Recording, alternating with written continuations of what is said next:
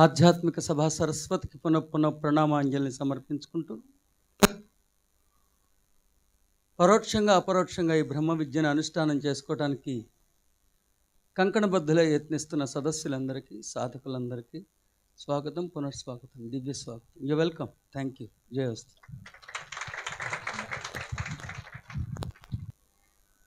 దైవం, దివ్యత్వం సహజంగానే పరిపూర్ణమైన వారు, సంపూర్ణమైన వారు.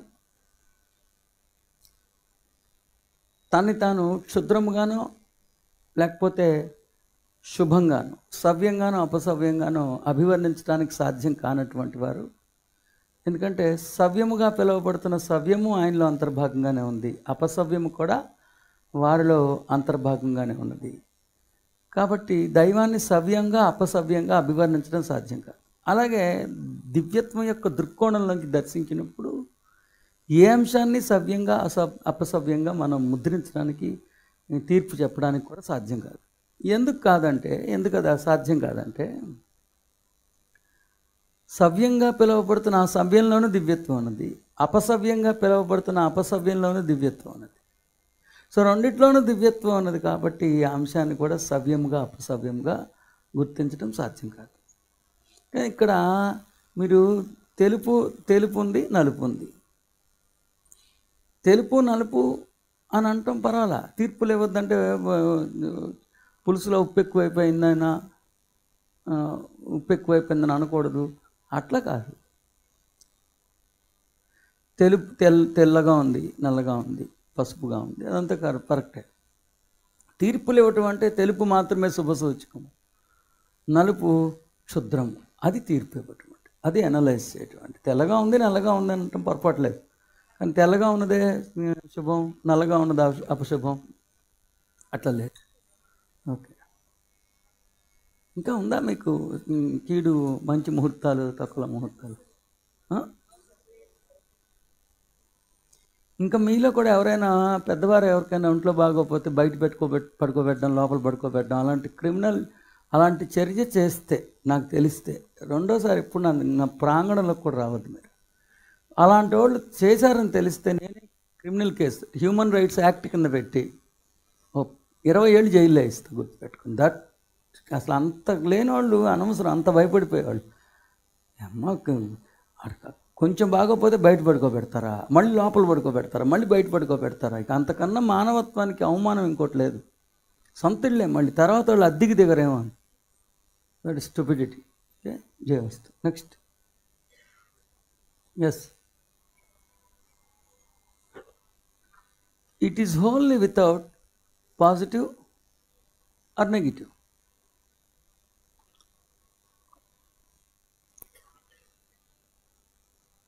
పాజిటివ్ నెగిటివ్ అనేది సానుకూలము ప్రతికూలము అలాంటి ఉండదు అసలు. అక్కడికి వెళ్ళానే అంత నెగిటివే, ఎటు చూసిన నెగిటివే. అతీత స్థితి మీలో ఇమ్మడనంతకాలం మీరు డివినిటీని ఎక్స్ప్రెస్ చేయలేరు, గుర్తుపెట్టుకోండి. ఇంకో 1,00,000 జన్మలైనా పెట్టుకోండి, మీరు పాజిటివ్, నెగిటివ్, గుడ్, బ్యాడ్, పాపము, పుణ్యము, ఇలా ప్రతి అంశాన్ని మీరు విశ్లేషిస్తూ పోతే మీరు అంతటిలో దివ్యత్వాన్ని చూడలేకపోతున్నారు. మీరు అంతట్లో దివ్యత్వాన్ని చూడలేకపోతున్నారు. ఇలాంటి ఆలోచన సంవిధానంతో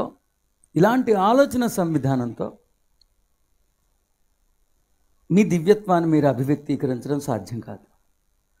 ఎప్పుడైతే ఇలాంటి ఆలోచన సంవిధానంతో మీ దివ్యత్వాన్ని అభివ్యక్తీకరించడం సాధ్యం కాదో, కొన్నాటికి మళ్ళీ అలాంటి దృక్కోణాలోచన సంవిధానాన్ని సుసంపన్నం చేసుకునేదాకా, ఆ తప్పు సరిచేసుకునేదాకా, ఎర్రర్ని సరిచేసుకుని డివినిటీకి ప్రతిబింబించే మిర్రర్గా మీ థింకింగ్ ప్యాటర్న్ మారేదాకా జన్మల పర్యంతం మీరు జన్మిస్తూనే ఉండాలి. అలోపభూయిష్టమైన పాయింట్ ఆఫ్ వ్యూతో you cannot go ahead. Am I clear? Again, my dear aspirants, the so-called divinity is whole. It can neither be termed as positive, it cannot be termed labeled as negative. Because the true nature of God consists of the so-called positivity, it equally consists of the so-called negativity.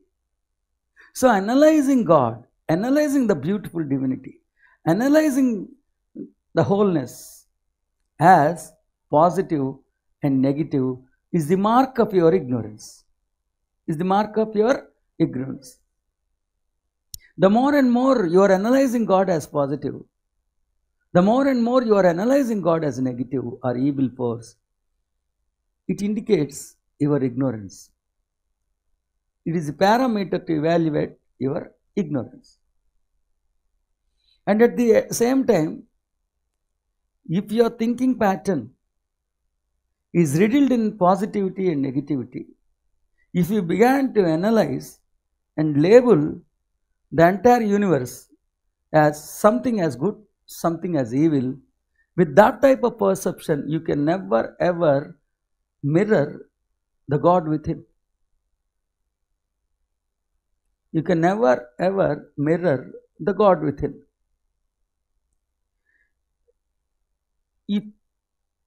If your thinking pattern is a miserable failure in becoming the mirror of the inherent divinity, you will have no other choice but to rectify the error and make the thinking pattern as the perfect mirror which reflects the divinity. That is why, my dear aspirants, please discard the words positive and negative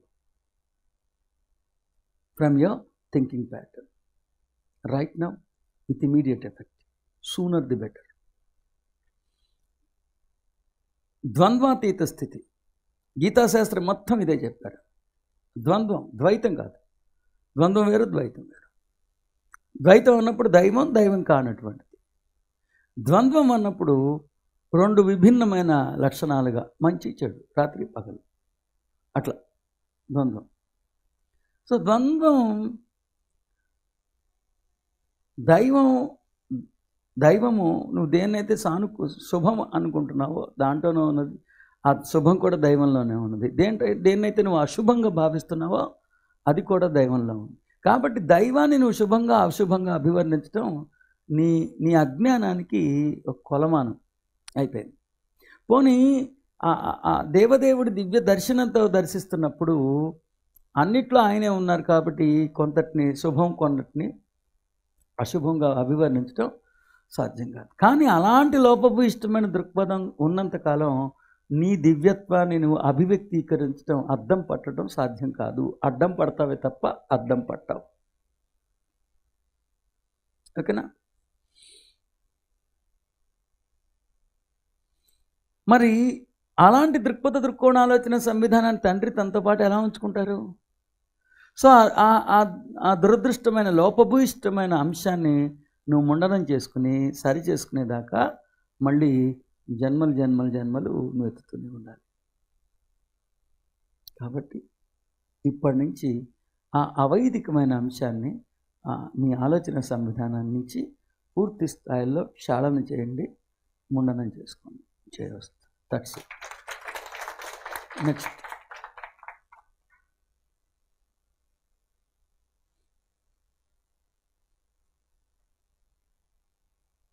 Yes.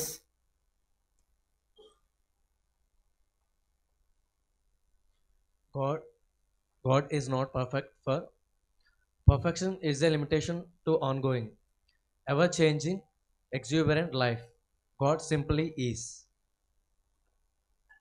The grandest beautiful teaching taught by Ramtha about the mystical, mysterious God and divinity is like this. The grandest beautiful teaching taught by the master teacher Ramtha about the mystical and mysterious God within is like this. God is not perfect, because perfection is again a limitation to ongoingness, ever-changingness, the exuberant life. That is why God simply is.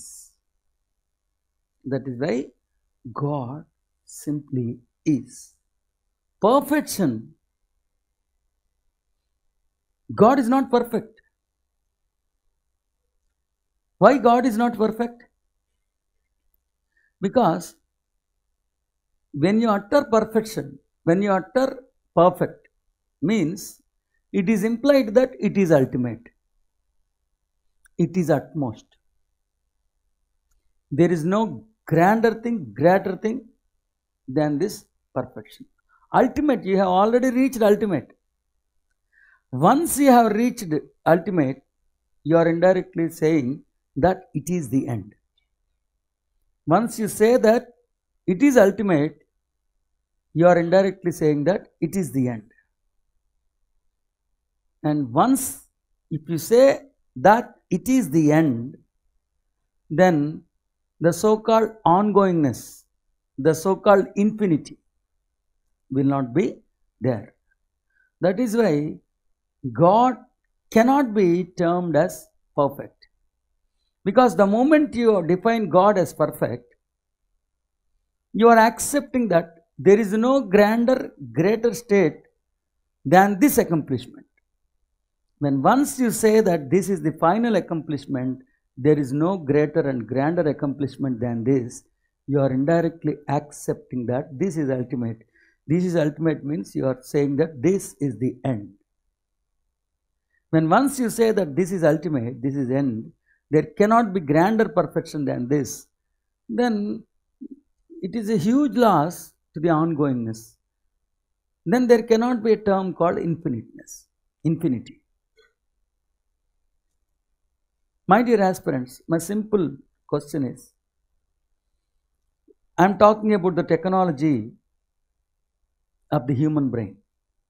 I am talking about the technology of human brain. You can just see how the technology of human brain is continuously promoting itself, is continuously developing. See, can you say that this is the end of the technology?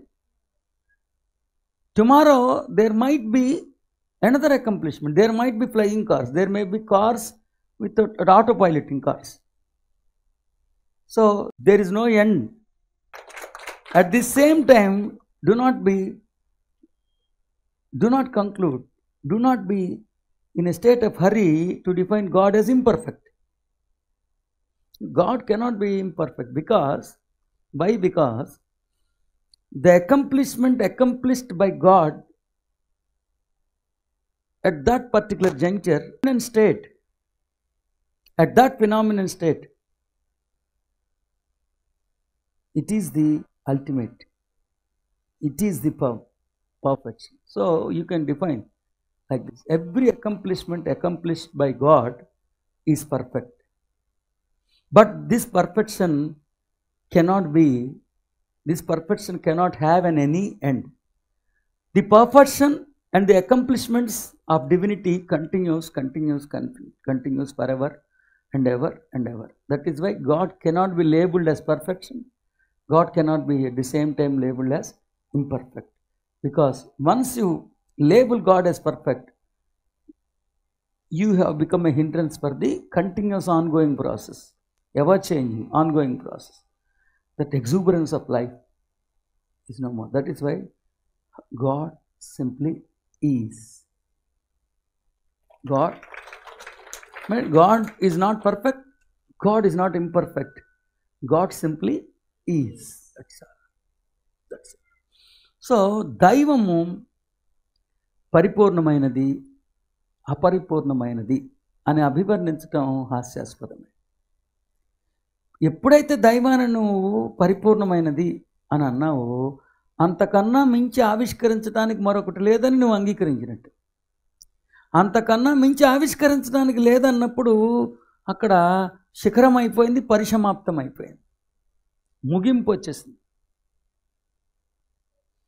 ఎప్పుడైతే నువ్వు ముగింపు అన్నావో, ఎప్పుడైతే నువ్వు ముగింపు అని అన్నావో, ఇక అప్పుడు నువ్వు ఒప్పుకున్నావు పరిసమాప్తము, అంతము. ఎప్పుడైతే నువ్వు అంతము అన్నావో, అనంతము అనేది పోయింది. ఆ పరమాత్మ యొక్క ప్రప్రథమమైన సుగంధం అనంతతత్వం. పరిపూర్ణత్వం అని అన్నావో సంపూర్ణం, పరిపూర్ణం, ఇంక అంతకన్నా మించింది ఏం లేదు, కంప్లీట్ అయిపోయింది, అయిపోయింది, ఫినిష్డ్. కంప్లీట్ కూడా కాదు, ఫినిష్డ్, అయిపోయింది అంటున్నావు. రాంగ్ అది. సో నేను మిమ్మల్ని ఒకటి అడుగుతున్నా, మానవ మస్తిష్కంలోంచి పుట్టుకొచ్చిన అతి సాధారణమైన సాంకేతిక పరిజ్ఞానానికే ఇంతకన్నా మించింది లేదు అని అనటం సాధ్యం కాదు కదా. ఎప్పటికప్పుడు నూతన ఆవిష్కరణలు జరుగుతూనే ఉన్నాయి కదా.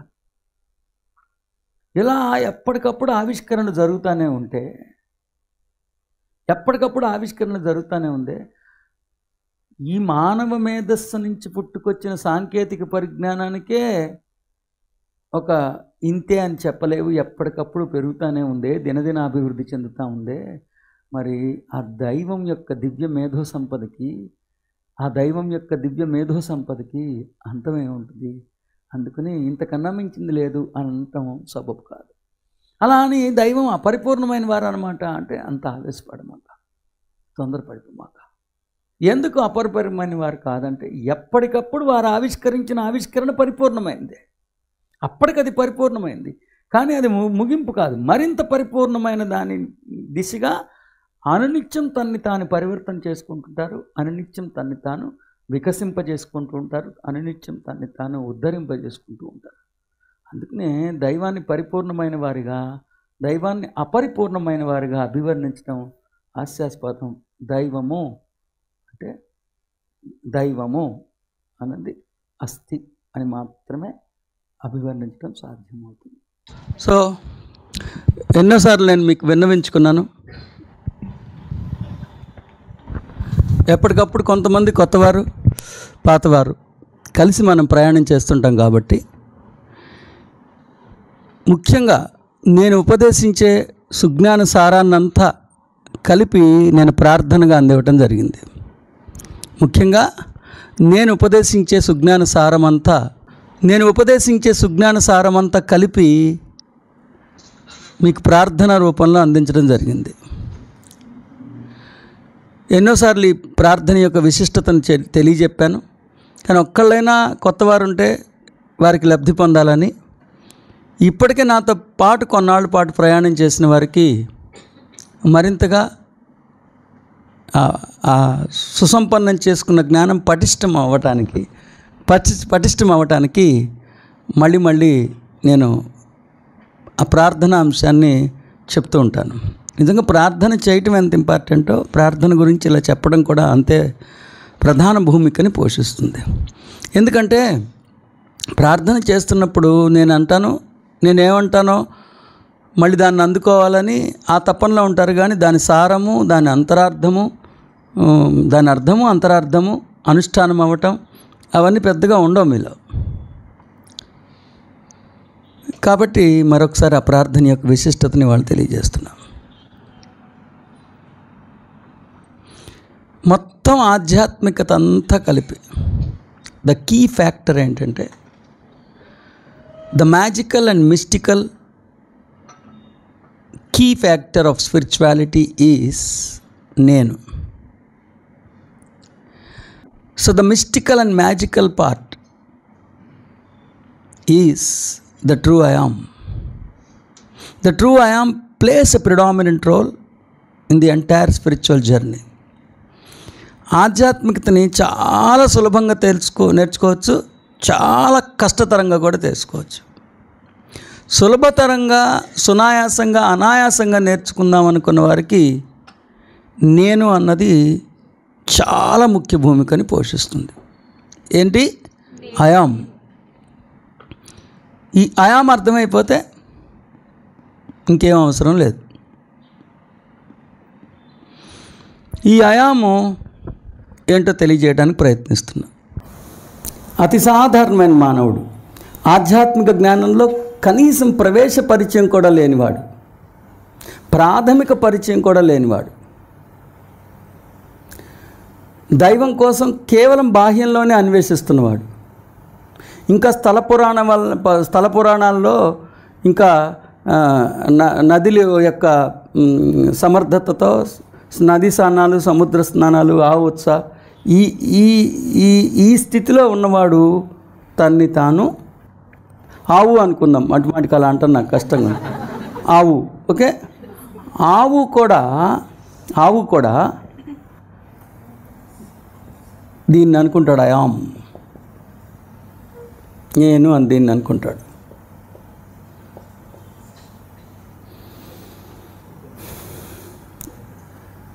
ఇతడు ప్రతిభ ఈ బ్రెయిన్లో ఎంత ఎఫిషియన్సీ ఉందో, ఇతడి భుజబలం బుద్ధిబలం ఎంత ఉందో అక్కడ దాకా లిమిట్ అయిపోద్ది, అంతే. అర్థమైందా? మళ్ళీ ఒకసారి చెప్తున్నా. ఆధ్యాత్మికతని చాలా సునాయాసంగా, చాలా అనాయాసంగా కొన్ని క్షణాల్లో నేర్చుకోగలిగే సౌలభ్యం ఉన్నది. కొన్ని యుగాలైనా సరే అది ఎప్పటికీ అంతు చిక్కకుండా ఉండగలిగేంత సంక్లిష్టతగా కూడా నేర్చుకోవచ్చు. ఏది బెటర్ అంటారు? సరళంగా నేర్చుకోవాలి. సో సరళంగా ఆధ్యాత్మిక జ్ఞానాన్ని సుసంపన్నం చేసుకుందాం అనుకున్నవారు ఇప్పుడు చెప్తున్న దాన్ని చాలా శ్రద్ధాభక్తులతో ఒకసారి శ్రవణం చేయండి. సో నేను అన్నది చాలా ముఖ్య భూమిక పోషిస్తుంది. In spirituality the term I am plays a predominant role in your evolution and your enlightenment. మరొకసారి చెప్తున్నా. In spirituality the term I am plays a predominant role in your evolution and enlightenment. మీ ఆధ్యాత్మిక మహాప్రస్థానంలో నేను అన్నది చాలా ముఖ్య భూమిక పోషిస్తుంది. Spirituality is always having two paths. One is a simpler path, which doesn't need your intelligence, which doesn't need your sacrifice, which doesn't need practices, which doesn't consume your time, which doesn't consume your energy. It is a simple methodology. There is another methodology, it is full of complex. It is full of complexity, complex. It is riddled with so many complications. And you believe me, that path, in spite of your thousands of incarnations, thousands of practices, thousands of sacrifices, there might not be any progress. So I advise you always to opt for the simple, specific methodology with which immediately you can shift your gears to the highest consciousness. That is. And if you have already decided, if you have already opted to choose the simplest way to attain your spiritual evolution, then for you, సరళంగా ఎదుగుదాం అనుకున్న వాళ్ళకి నేను అన్నది ముఖ్య భూమిక పోషిస్తుంది. ఇక నుంచి మీకు ఐయామ్ అనేది చాలా మంత్రం అయిపోయింది. Now in your spiritual journey the I am plays a predominant role. The specific methodology for easiest spiritual evolution is the term I am. Am I clear? That's it, fine. ఇంకా ఆధ్యాత్మిక జ్ఞానంలో ప్రవేశ పరిచయం కూడా లేకుండా ఏ గుళ్ళల్లోనో గోపురాల్లోనో స్థల పురాణాలు, తీర్థ పురాణాలు వాటి మీదే ఆధారపడిన వాడుని నా ఉద్దేశం అతి సాధారణమైన వాడు. ఈ అతి సాధారణమైన వాళ్ళల్లో మాలాంటి వాళ్ళం స్పెషల్ కేటగిరీ ఉంటుంది. ఒకప్పుడు నేను 20 ఏళ్ల క్రితం మేము ఈ అతి సాధారణమైనలాగా గుళ్ళు గోపురాలకు వెళ్ళాం. మాకు ప్రత్యేకమైన నాలెడ్జ్ ఉంటుంది. ఇలా అన్నప్పుడు ఈ ఎనర్జీ అంతా కారిపోయి కింద ఒలికిపోతుంది. కాబట్టి దీంట్లో కారిపోయింది దీంట్లో ఫిక్స్ చేస్తాం. అది నెమ్మదిగా దీంట్లో కారింది దీంట్లో పట్టుకుంటుంది. మళ్ళీ అలాగే దీంట్లో కారింది దీంట్లోకి వెళ్ళిపోతుంది. మేము అతి సాధారణంగా మేము పౌర్ణమి రోజున మేడ మీదకి వెళ్ళి మొత్తం చంద్రుడి దగ్గర ఉన్న శక్తి, ఆ పౌర్ణమి రోజున్న శక్తి స్ట్రా వేసి లాగేస్తాం. అసలు శక్తిహీనుడు అయిపోయాడు పాపం పౌర్ణమి రోజు. అతని లాగి మేము బ్లేడ్ తీసుకుని పారేయం.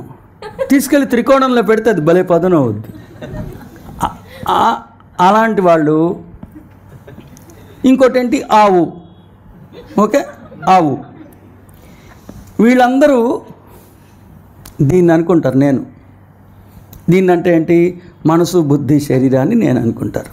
The ordinary people which are yet to enter into the realm of true spirituality, they consider themselves as the embodiment they are wearing, as the character they are playing, as the wavering mind which always guides them. The wavering mind always guides them. That's it.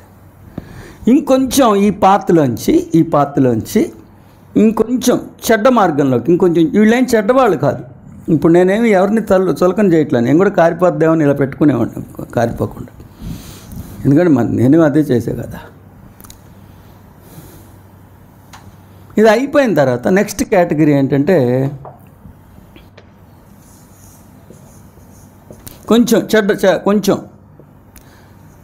కొంచెం దుర్మార్గం అంటాం. దుర్మార్గం అంటే tyrant అంటే ఏంటి? Tyrant అంటే దుర్మార్గం. చాలా టైరెంట్ అంటే ఏంటి? దుర్మార్గం అంటే శ్రేయో మార్గం కాకుండా ప్రయాణించిన వాళ్ళు. కొంచెం శ్రేయో మార్గం నుంచి ఇది శ్రేయో మార్గం కాదు, ఇది మార్గం, ఇది దుర్మార్గం. ఇటు వెళ్ళిన తర్వాత పతనం అవ్వం, ఇది పతనం అయిపోతాం, ఉన్నది పోతుంటుంది. వీళ్ళు ఎవరంటే లోపల నుంచి వస్తున్న వాయిస్ని వీళ్ళు పర్సనాలిటీ నేను అనుకుంటారు. There are some other beings who have already entered into the tyrant's path. Those aspirants who have already opted to follow the path of tyrants, the so-called tyrants, they execute the voice of the personality. They execution of the voices of personality is the biggest thing for them. They execute. వీళ్ళకి కూడా వినిపిస్తుంది, వీళ్ళు పట్టించుకోరు. వీళ్ళకి చాలా క్లియర్గా అనిపిస్తుంది వీళ్ళు బతికేదే దానికోసం. వీళ్ళు నేనుని ఈ పర్సనాలిటీ అనుకుంటారు. వీళ్ళు ఏం చేస్తారు? నేనుని పర్సనాలిటీ అనుకుంటారు. ఓకేనా? సో ఈ రెండు వదిలేద్దాం. ఇక ఇది కాకుండా ఇది జీవాత్మ, ఇది జీవాత్మ, ఇది ఆత్మ, ఇది పరమాత్మ, ఇది ఓంకారం. ఇవి మనలో ఉన్న ఫ్యాకల్టీస్, ఇది సోర్స్. ఇది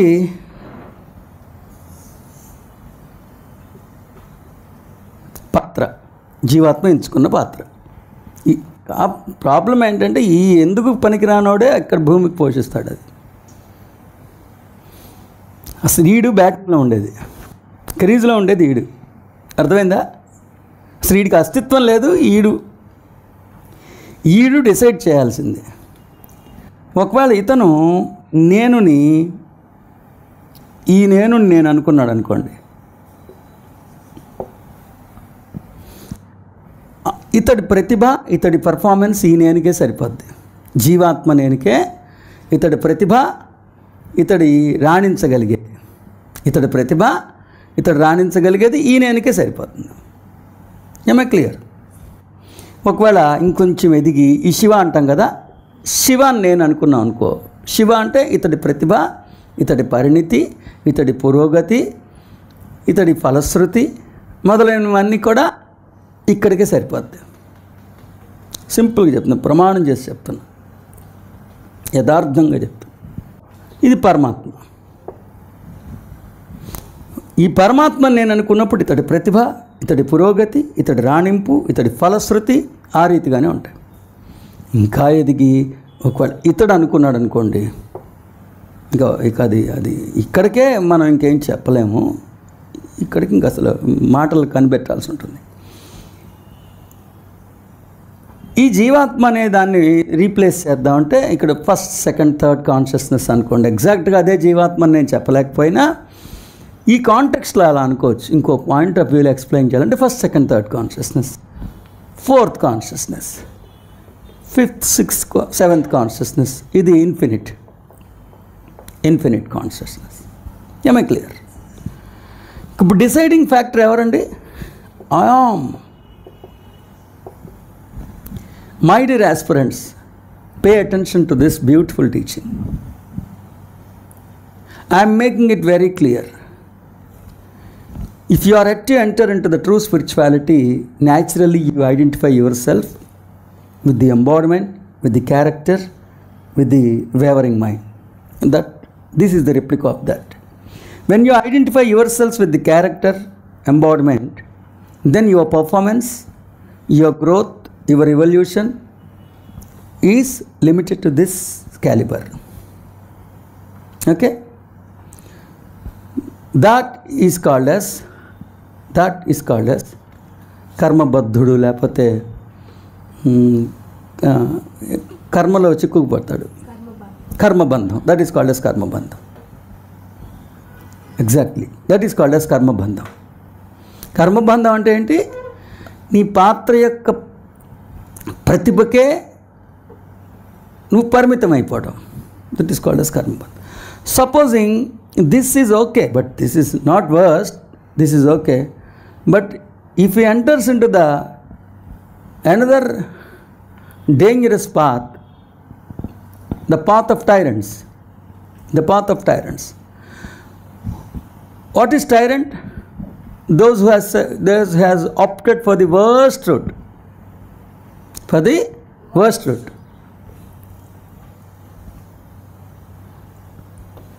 they identify themselves with the voice of the personality. Am I clear, beta?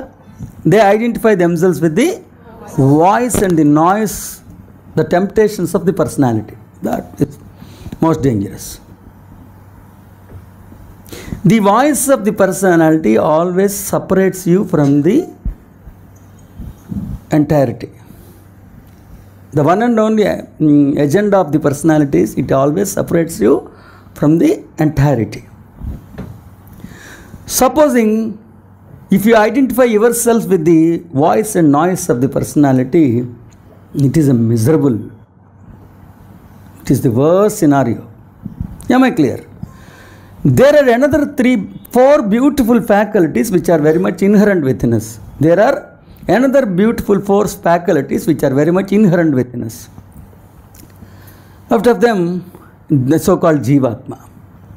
If you identify yourselves with the Jivatma and you are under impression that there is Atma, that Paramatma is not me, Paramatma is sitting somewhere else, I cannot claim myself as Paramatma,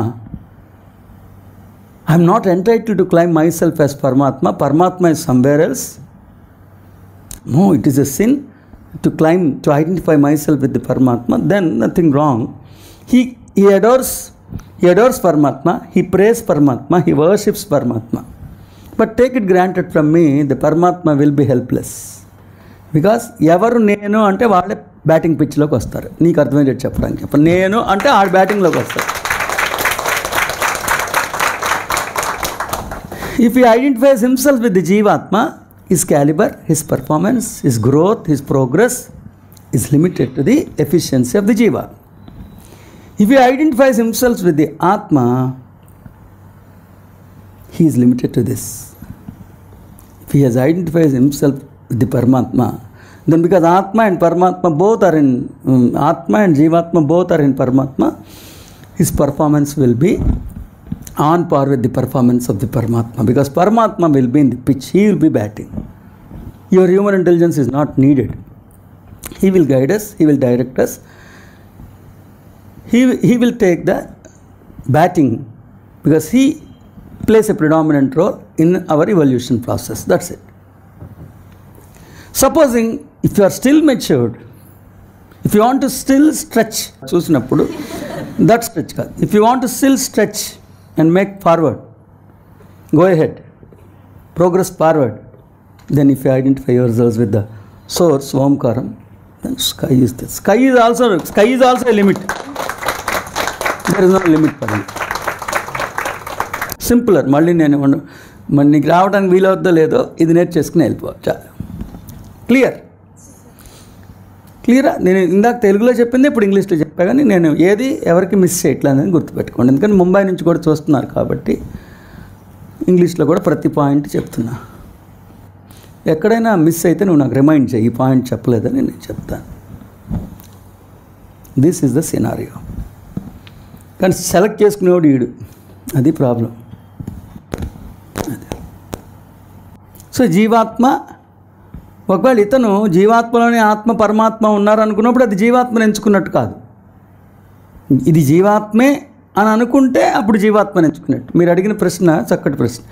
ఈ జీవాత్మలోనే ఆత్మ పరమాత్మ ఉన్నారు అని అనుకున్నప్పుడు అతడు జీవాత్మని ఎంచుకున్నట్టు కాదుగా, ఆత్మ పరమాత్మని కూడా ఎంచుకున్నట్టు.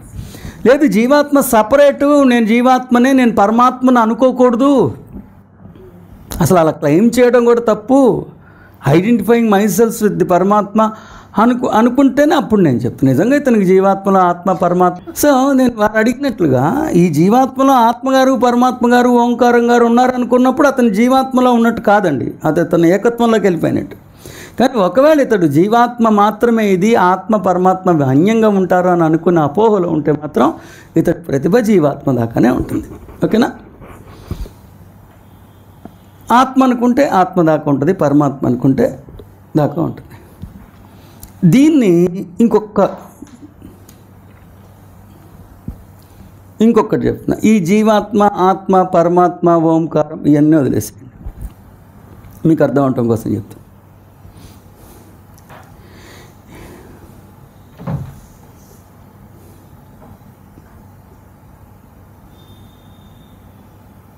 ఇతను బ్రెయిన్, ఇది ఇతని బ్రెయిన్ అనుకుంటాం, ఇతని ఎంటిటీ, ఇతని బ్రెయిన్ ఇది. ఓకేనా? ఇతని ఎంటిటీ, ఇతని బ్రెయిన్ ఇది. ఈ బ్రెయిన్లో న్యూరాన్స్, ఈ బ్రెయిన్లో న్యూరాన్స్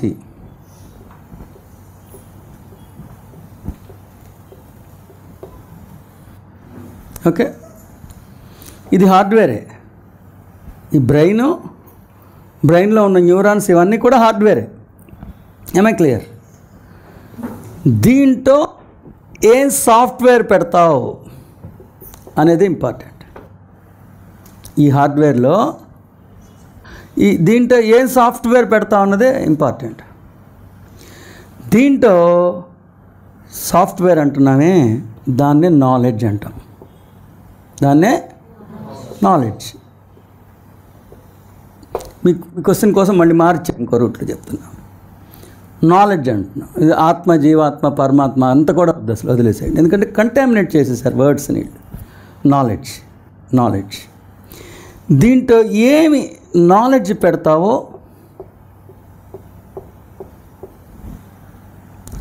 అదే ఇక్కడ అదే నీ లైఫ్ని డిసైడ్ చేస్తుంది.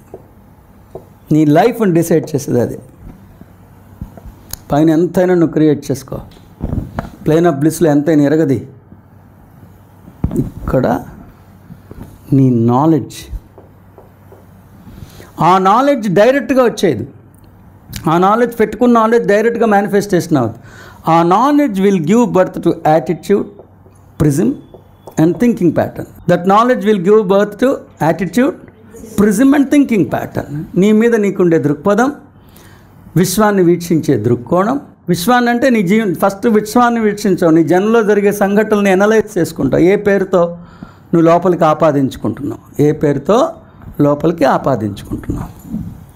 తర్వాత థింకింగ్ ప్యాటర్న్లోంచి ప్రయారిటీస్ వస్తాయి. థింకింగ్ ప్యాటర్న్లోంచి ప్రయారిటీస్ మారుతూ ఉంటాయి. Knowledge in turn will give birth to APT in give birth to priorities. The APT will decide your life. Am I clear? A knowledge పెడుతున్నావు? సో నీలో వీటన్నిటినీ కలిపి నేను స్వయం అన్నా. ఏమన్నాను? స్వయం. వీటన్నిటినీ కలిపి నేను స్వయం అంటున్నా. ఓకే, ఇదంతా కలిపి క్యారెక్టర్ నేను, ఫిజికల్ నేను, మనిషి నేను, హ్యూమన్ బీయింగ్ నేను. ఇవన్నీ కలిపి ఒకటి, ఈ మూడు ఒకటి. నేనుని ఎవరు అనుకుంటున్నావు? ఒకవేళ ఈ పరమాత్మ నేను అని కానీ నువ్వు అర్థం చేసుకున్న మరుక్షణం ఫిజికల్ ఎఫర్ట్ నువ్వు చేయి. నువ్వు అనుకున్న దాన్ని పొందడానికి ఫిజికల్ ఎఫర్ట్ ఏదుంటే అది చేయి. ఫిజికల్ ఎఫర్ట్ వేరు పెట్టుకో. నువ్వు ఫిజికల్ ఎఫర్ట్ వేరును. స్పిరిచువల్గా ఆశిస్తావే, శక్తిని ఇంకెక్కడి నుంచో ఆశిస్తావే.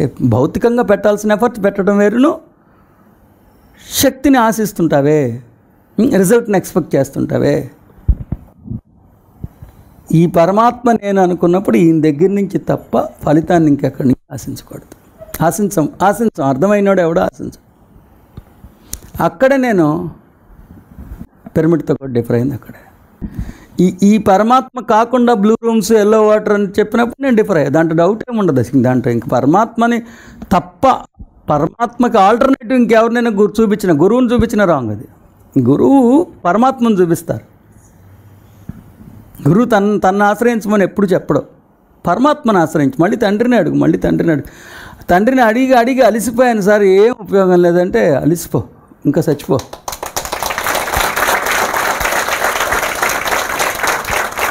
మరి జీసస్ క్రైస్ట్ని కొడుతుంటే నోరు ఎండిపోయింది. ఏం చచ్చిపోయిన తర్వాత బతకడం కాదు కదా.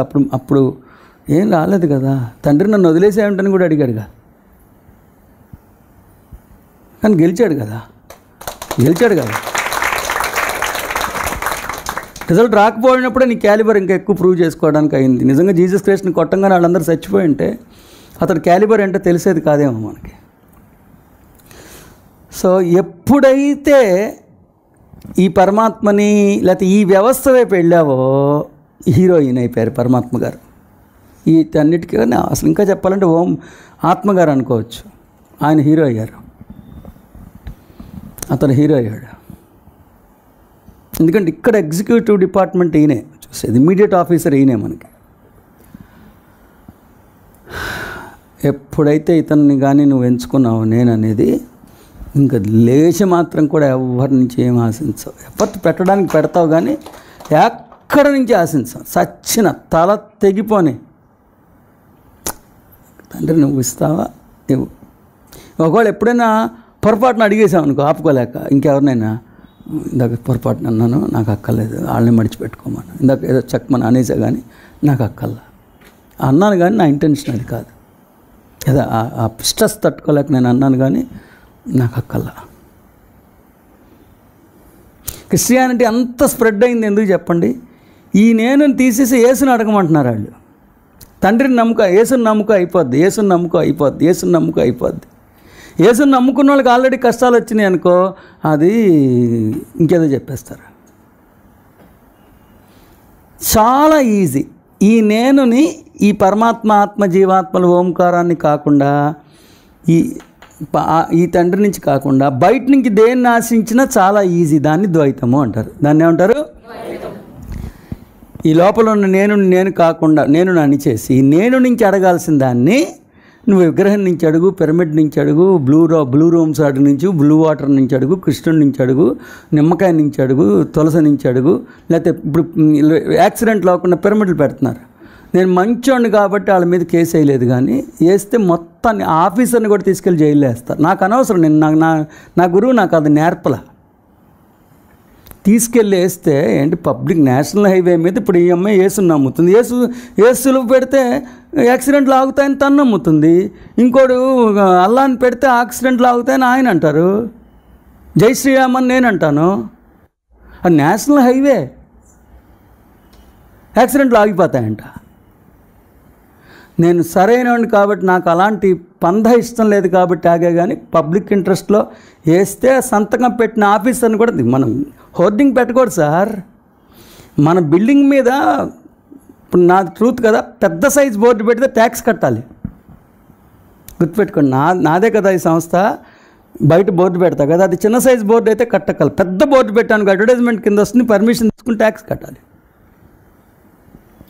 అక్కడే ప్రాబ్లం అనమాట. ఈ పిరమిడ్ నుంచి ఆశించు, యేసు నుంచి ఆశించు, రాముని దగ్గర నుంచి ఆశించు, కృష్ణుడి దగ్గర నుంచి ఆశించు.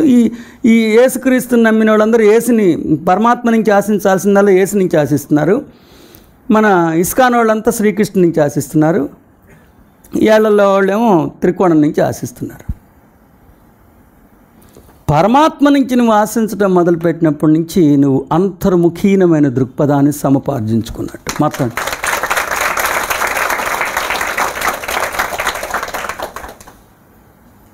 అది తర్వాత నేను పరమాత్మనే ఎంచుకున్నాను. అప్పుడు పరమాత్మ పరమాత్మ పరమాత్మ అని రాస్తే పరమాత్మ పరమాత్మ అని బయట కూడా వినిపిస్తూ ఉంటుంది కదా. కాదు, పరమాత్మ యొక్క తీరుతెనులు, పరమాత్మ యొక్క గుణగణాలు, ద స్పెసిఫిక్ మెథడాలజీ ఆఫ్ పరమాత్మ, అవన్నీ కలిపి నీ సాఫ్ట్వేర్ అయితే నీకు రిజల్ట్ కూడా అలాగే ఉంటుంది. There is no word called పరమాత్మ, there is no one called జీవాత్మ, there is no one called ఆత్మ. There is only knowledge pertaining to జీవాత్మ, there is only knowledge pertaining to ఆత్మ, there is only knowledge pertaining to పరమాత్మ. నిజానికి జీవాత్మ ఆత్మ పరమాత్మ అనేది మన సులువు కోసం మనం పెట్టుకుంటున్నాం. కానీ ఒక నిర్దిష్టమైన జ్ఞానాన్ని ఎక్కడో అక్కడ లేబుల్ పెట్టడానికి జీవాత్మ అంటున్నాం, ఒక నిర్దిష్టమైన మోడస్ ఆపరెండిని మనం ఆత్మ అంటున్నాం, ఒక నిర్దిష్టమైన మోడస్ ఆపరెండిని మనం పరమాత్మగా అలా గుర్తించుకుంటున్నాం అంతే. పరమాత్మ నీ పెట్టుకున్నావు అనుకో, ఎక్కువ నాకు ఈ ధ్యాన సంస్థలో నేను తర్వాత కూడా వస్తుంటారు కదా నా దగ్గరికి, రెగ్యులర్గానే వస్తుంటారు. ఈ మధ్య ఆగారు కానీ రెగ్యులర్గా నా దగ్గరికి వస్తుంటారు. ఎందుకు వస్తుంటారు? రామ్తా అన్న పేరు చూడంగానే వాళ్ళకి కొంచెం వాళ్ళకే తెలుసు కాబట్టి రామ్తా వస్తుంటారు. వాళ్ళే చెప్పుకుంటున్నారు కాబట్టి అది ఆగింది. వాళ్ళ ఫస్ట్ క్వశ్చన్ ఏమడుగుతారంటే, నేను గాడ్ అని తెలుసుకున్నాను కానీ అది ఎట్లా దాన్ని ఉపయోగించుకోవాలి, ఇలా నాకేం ఉపయోగం లేదు, లేకపోతే గాడ్ అని తెలుసుకున్నా నెక్స్ట్ ఏం చేయాలి, లేకపోతే అది దాన్ని ఎలా వినిమయంలోకి తెచ్చుకోవాలని అడుగుతూ ఉంటారు. జనరల్గా అదే ప్రశ్న. నువ్వు ఐఎమ్ గాడ్ అనుకోవటం వల్ల ఏం ఉపయోగం లేదు. గాడ్ గురించి నీకు ఎంత నాలెడ్జ్ తెలుసో అంతే నీ వినిమయంలోకి వస్తుంది. గాడ్ గురించి నీకు ఏ నాలెడ్జ్ తెలుసో అదే వినిమయంలోకి వస్తుంది. ఎంత నాలెడ్జ్ తెలుసో పాప వింటున్నావా? గాడ్ గురించి ఏ నాలెడ్జ్ తెలిస్తే నిన్నే గాడ్ గురించి ఏ నాలెడ్జ్ తెలిస్తే అర్పిత గాడ్ గురించి ఏ నాలెడ్జ్ తెలిస్తే అంతే వినిమయంలోకి వస్తుంది. అందుకే రామ్తా స్పెసిఫిక్గా అవర్ యు మ్యాన్ అలా అడుగుతారు అనమాట, అటెన్షన్ గెయిన్ చేయడానికి. అది షార్ప్గా మనం ఇంకా అటు ఇటు వెళ్లకుండా ఉండటం కోసం అడుగుతారు. ఎంత నాలెడ్జ్ తెలిస్తే అదే వస్తుంది. నేను ఇప్పుడు I'm God's of Nellore, I'm God's of Warangal అంటే ఏం ఉపయోగం లేదు, అంతే తెలుసు. ఏంటి నాలెడ్జ్ నీకు? అందుకనే నేను ఎప్పుడు ఎంత నాలెడ్జ్ తెలుసుకున్నావో అంతే వినిమయంలోకి వస్తుంది. Perceived knowledge is consumed God, perceived knowledge is consumed God అని వాళ్ళ కోసమే నేను చెప్పా. అర్థమైన జ్ఞానమే అనుభవించగలిగే దైవం.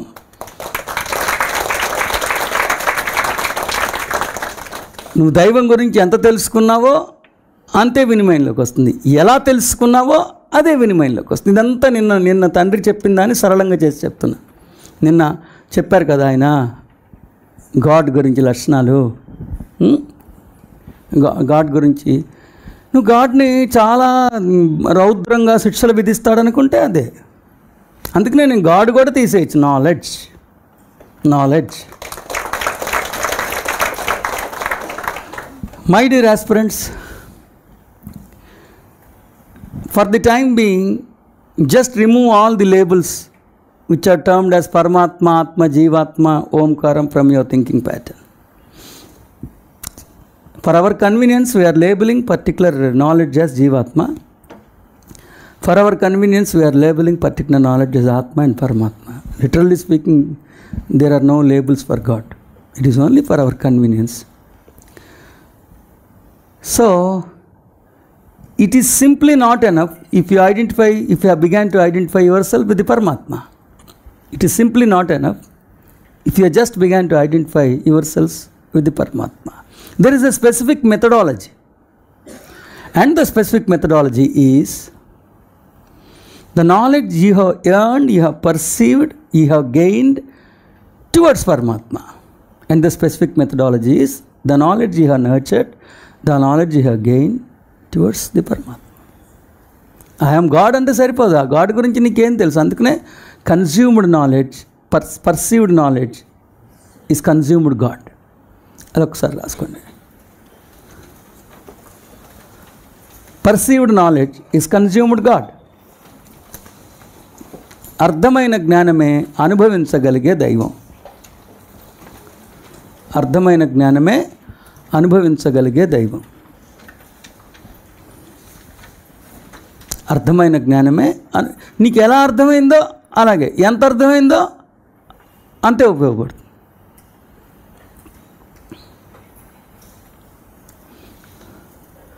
రెండు, it is just not enough to identify yourself with Paramatma or God. how much knowledge you have accomplished, how much that is called as truth. Something about the Paramatma is called as truth. How much knowledge you are able to accomplish, how you are able to perceive, what is the quantity of knowledge, and how you are able to perceive the knowledge. So ultimately we can conclude the knowledge. అందుకే మీరు ఒకవేళ నాకు 3 సార్లు విషప్రయోగం జరిగిందని పేర్లతో సహా అప్పుడు నేను ఏం బట్టలు వేసుకున్నానో కూడా చెప్పారు, ఏ సన్నివేశాల్లో చెప్పారు, వాళ్ళు ఎక్కడి నుంచి తెచ్చారో కూడా చెప్పేశారు, పాయిజన్ వాళ్ళు ఎక్కడెక్కడి నుంచి తెచ్చారో. కానీ నేను నిజంగా తినేస్తే నాకు పెద్ద నష్టం ఉండేది కాదు. నేను చచ్చిపోయి అంటే నాకు పెద్ద బాడీ పడిపోయేది, అందుకని నేను టక్మని ఇంకో బాడీ తీసుకుని వస్తాం, అదేదో అక్కడ దాకా నష్టం. కానీ ఈ ప్రాసెస్లో మీకు నేర్పడం సంగతి దేవుడు ఎరుగు. కానీ ఈ ప్రాసెస్లో ఎక్కడైనా ఒక్క రాంగ్ దీంట్లో పెట్టామనుకో దరిద్రం, ఒక్కటి చిన్న రేణువు వెళ్తే చాలు, ఆ రేణువు ఎన్ని వేల సంవత్సరాల తర్వాత అయినా ఆ రేణువు నా అంతటా నేను తొలగించుకుంటే తప్ప పోదు. అది ఆ రేణువు మళ్ళీ నేను పుట్టినింటికి వెళ్తామని ఎంత సాధ్యం ఆ రేణువుని తీసుకునేదాకా. కంట్లో చిన్ని నలకే పడుతుందిగా, పెద్ద నలకేం పడదుగా. చిన్ని నలక పడితే చాలు కదా, ఇబ్బంది, దృష్టి పోద్ది కదా. Perfection is lost. When there is an error you cannot mirror the God. Simple fact. When there is an error in your thinking pattern you cannot mirror the God.